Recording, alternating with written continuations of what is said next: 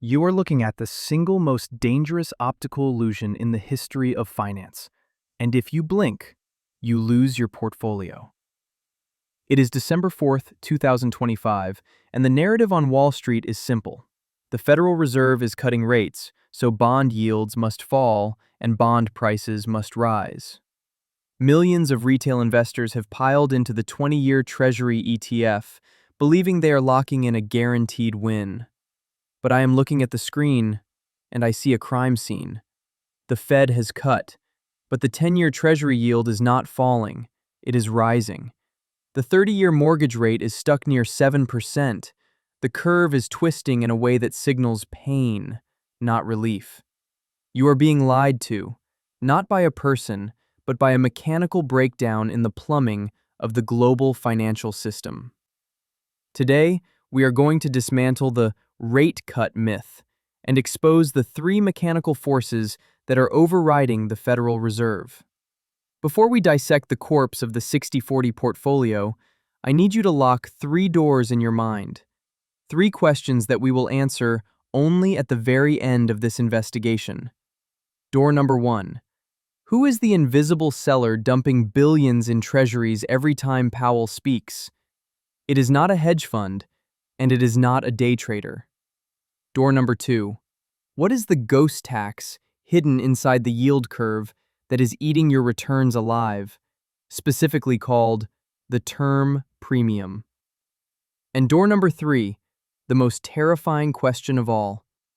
Why has the correlation between stocks and bonds flipped from negative to positive, meaning when stocks crash, bonds now crash with them instead of protecting you?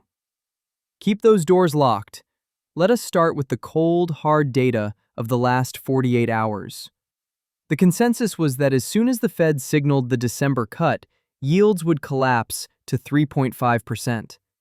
Instead, the 10-year yield ripped higher to 4.5. This is called a bear steepener, and it is the market screaming that the Fed has lost control of the long end of the curve. You need to understand the difference between the front end and the long end. The Fed controls the overnight rate, the front end, but the long end, the 10-year and the 30-year, is controlled by inflation expectations and supply. And right now, the supply is a tsunami. I pulled the Treasury Department's refunding announcement. The United States government is issuing debt at a wartime pace during peacetime. We are talking about $2 trillion of net issuance a year. The market is choking on this paper. Every auction is a struggle. When there are more sellers than buyers, price goes down and yields go up. It does not matter if the Fed cuts the overnight rate to zero, if the government is flooding the market with new bonds that nobody wants to buy at current prices. Drop a comment below. One word: deflation or inflation. What are you actually seeing in your daily life? Let me know. Now let us look at the pain trade. The most crowded trade on Wall Street for the last 12 months was long duration. Everyone bought the long bond expecting a recession, but the recession kept getting delayed and the fiscal deficit kept expanding. Now those investors are sitting on unrealized losses. They are trapped. And when you are trapped, you eventually capitulate. We are seeing signs of a buyer's strike. I analyzed the bid-to-cover ratios of the last 3 bond auctions. They are deteriorating. The primary dealers, the big banks that are required to buy this debt, are taking down larger and larger chunks because the real money buyers are stepping away. This is a liquidity crisis in the most liquid market on earth. But why are they stepping away? Because of the term premium. This is the extra compensation investors demand for holding a bond for 10 years instead of rolling over a 1-month bill for 10 years. For a decade, the term premium was near zero, or negative. Now it is exploding higher. Why? Because the risk of holding U.S. debt has structurally changed. The debt-to-GDP ratio is over 120%. The interest expense on the debt is now higher than the defense budget. The market is demanding a risk premium for the possibility that the government will debase the currency to pay its bills. This is why yields are rising despite rate cuts. The market is pricing in fiscal dominance. This is the state where the central bank can no longer fight inflation because the government spending is too high. The Fed is helpless. If they raise rates, they bankrupt the government. If they cut rates, they reignite inflation. They are checkmated, and the bond market knows it. This leads us to the foreign put that has vanished. For 20 years, we relied on China and Japan to buy our debt. I looked at the TIC data, the Treasury International Capital Flows. China is selling. They are liquidating their treasury portfolio to support their own crumbling currency and to diversify away from the dollar for geopolitical reasons. Japan is the largest holder of US debt, but the Bank of Japan is raising its own rates. This makes Japanese bonds more attractive to Japanese investors. So capital is flowing back to Tokyo, not New York. We have lost our two biggest reliable buyers at the exact moment we are issuing the most debt in history. This supply-demand mismatch is the invisible hand pushing yields up. It is basic math. If you lose your buyer and you double your supply, price must crash. And when bond prices crash, yields spike. This creates a feedback loop into the real economy. Mortgage rates are tied to the 10-year Treasury, not the Fed funds rate. So the Fed can cut rates, but if the 10-year yield stays high, your mortgage rate stays high. The housing market remains frozen.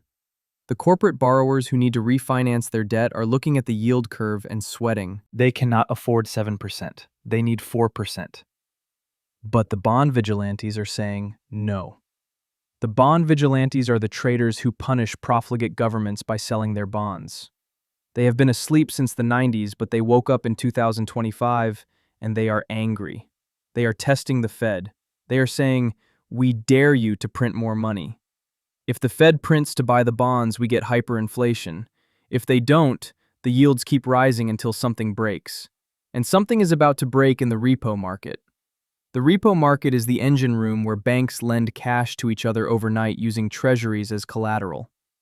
When there is too much collateral, too many bonds, and not enough cash, the gears grind to a halt. We saw a spike in the SOFR rate yesterday. This is a tremor before the earthquake. It signals that the system is clogged. The primary dealers are full. They cannot absorb any more issuance. And yet, the Treasury Department has announced another massive auction for next week. This is the setup for a failed auction. If an auction fails, meaning not enough buyers show up to cover the issuance, the yield will spike violently.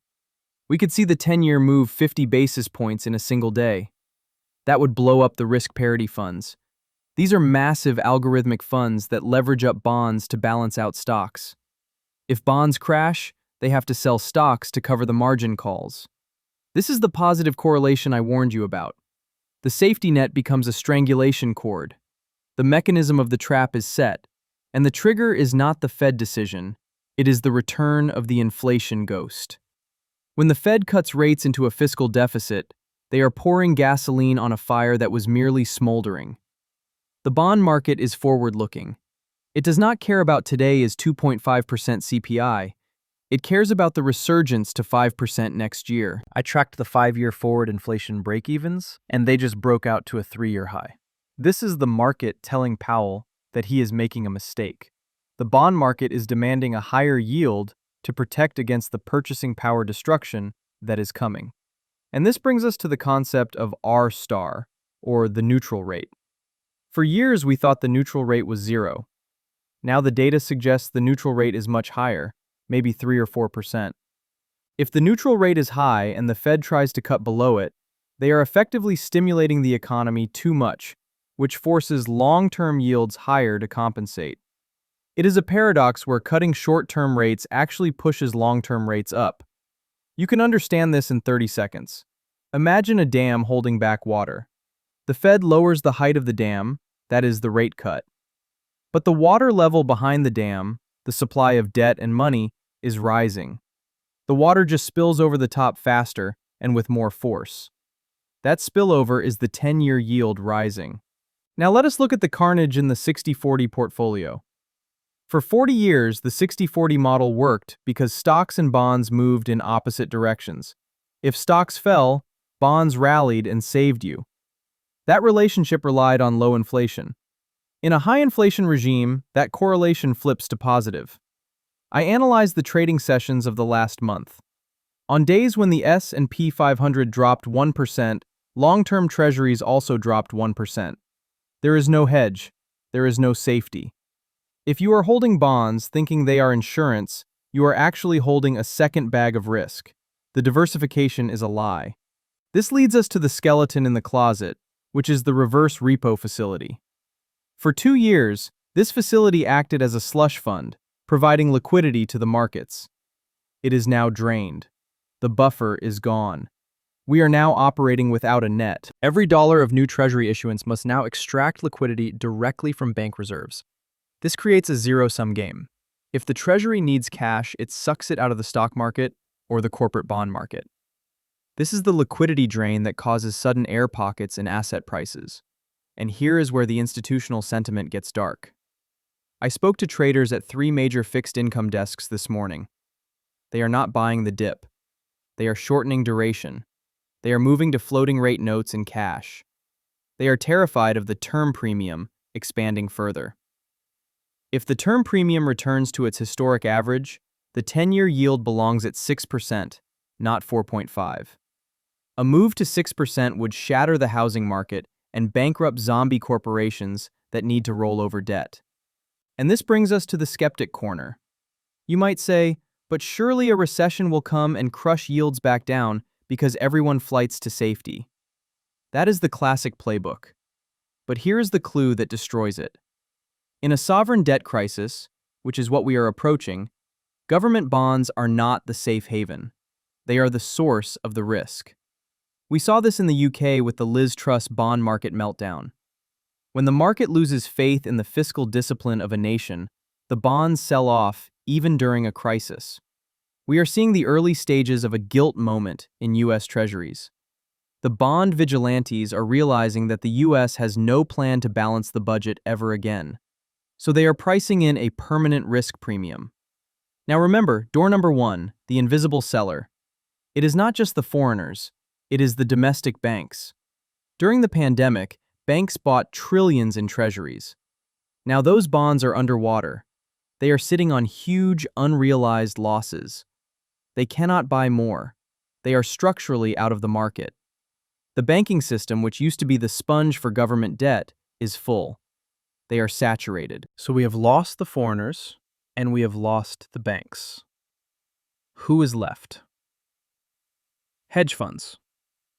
But hedge funds are price sensitive. They will only buy if the price is cheap enough, meaning yields must go much higher to entice them. This is the price discovery mechanism working in real time, and it is ugly. The market is searching for a clearing price, and we are not there yet. We are seeing a bear steepening of the curve, where long-term rates rise faster than short-term rates.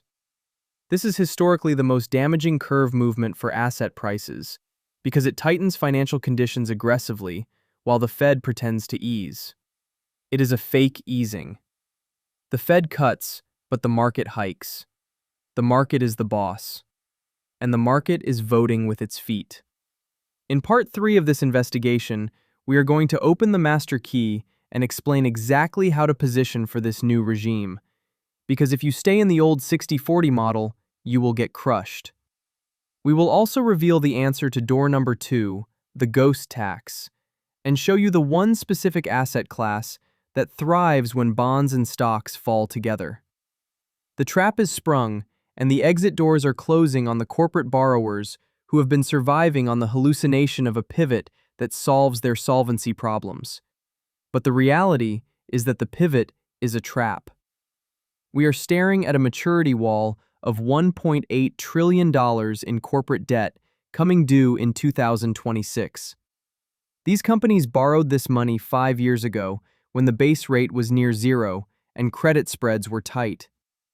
Now they have to refinance this debt in a market where the risk-free rate is 4.5% and the credit spread is widening.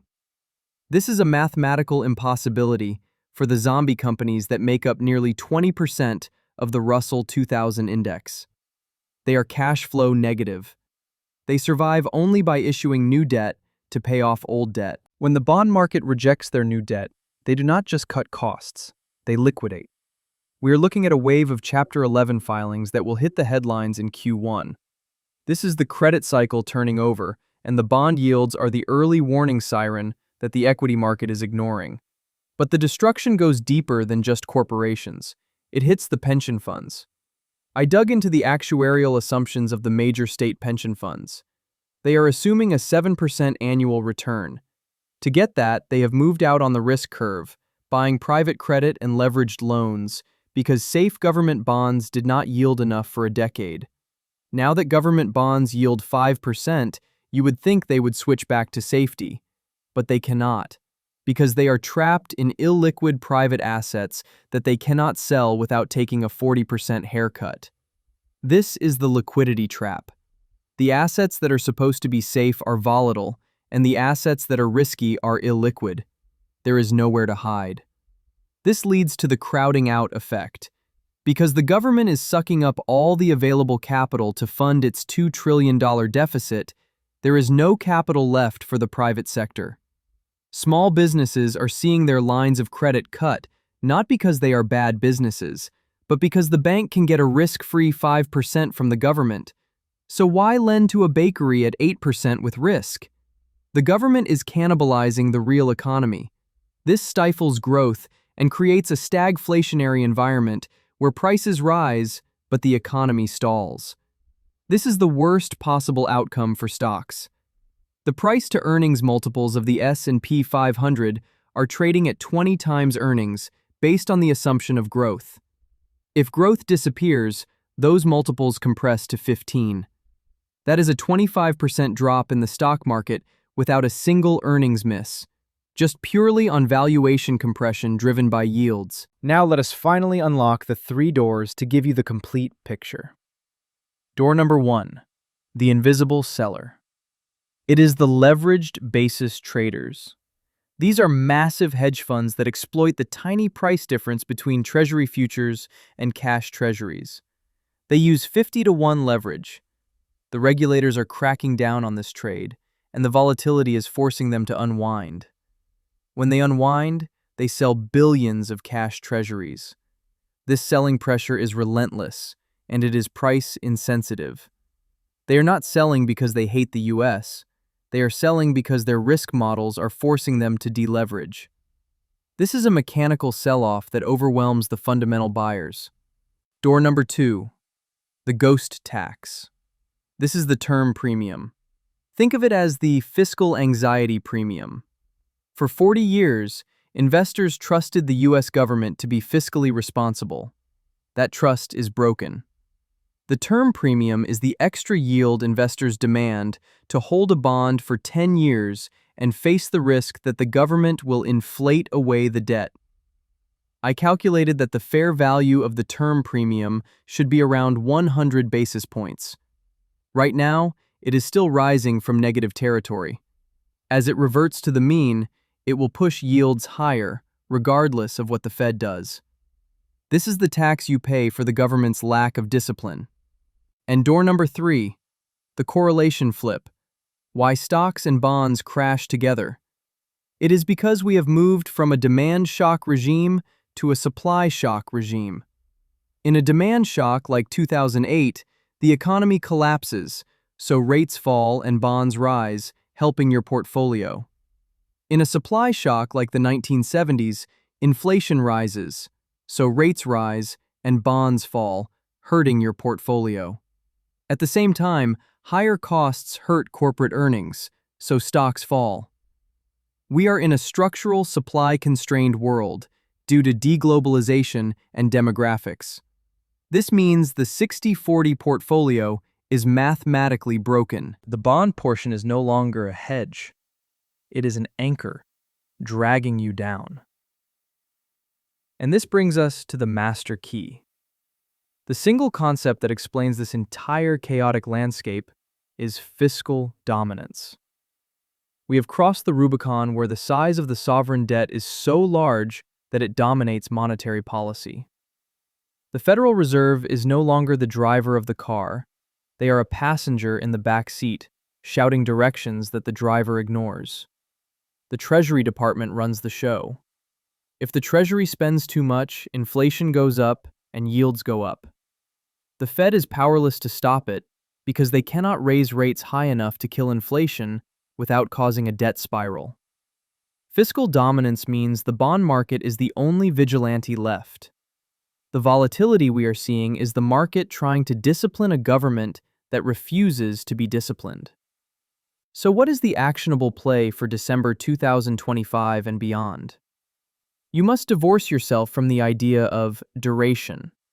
Do not buy the long bond thinking it is a trade. It is a gamble. The safety is in the front end. 2-year treasuries and T-bills. You get the yield without the duration risk. You also need to look at real assets that have no counterparty risk. Gold is making all-time highs, not because people love jewelry, but because central banks are buying it to hedge against the very sovereign debt crisis we are discussing. And finally, watch the high-yield spreads. This is the difference between junk bond yields and treasury yields. Right now, it is suspiciously low. When this spread blows out above 500 basis points, that is your signal that the corporate defaults have begun in earnest. That is the moment to go to maximum cash. Do not listen to the press conference. Listen to the auction results. The auction is the only truth left in a market of lies. The yield is the lie detector, and right now, the needle is moving off the charts. We are entering a period of price discovery that will be brutal for the unprepared, but profitable for those who understand that the rules of the last 40 years have been rewritten. Stay short, stay liquid, and respect the curve. End of transmission.